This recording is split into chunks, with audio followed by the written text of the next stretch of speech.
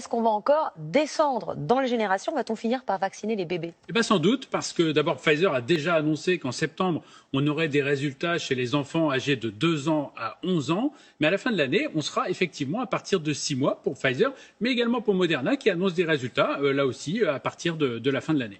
Et quel serait l'intérêt de vacciner les enfants de moins de 12 ans? Alors, il y a plusieurs intérêts. D'abord, il y a un intérêt pour l'enfant directement, parce qu'il peut éviter potentiellement une complication rare mais grave qu'on appelle le PIMS. C'est un syndrome inflammatoire qui touche plusieurs organes. Hein. Ça veut dire qu'on a de la fièvre, ça veut dire qu'on a des signes de gastro, ce sont aussi des cœurs qui s'accélèrent, et c'est un signe qui peut être grave.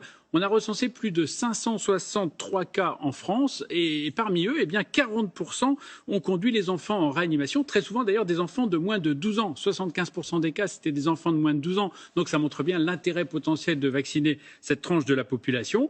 Il y a un autre intérêt, c'est les symptômes prolongés qu'on trouve aussi parfois chez les enfants. Alors c'est moins grave, mais ça peut être très gênant. Hein. C'est notamment la fatigue, le mal de tête, ça peut être aussi la perte de l'odorat, cette fameuse anosmie dont on a parlé.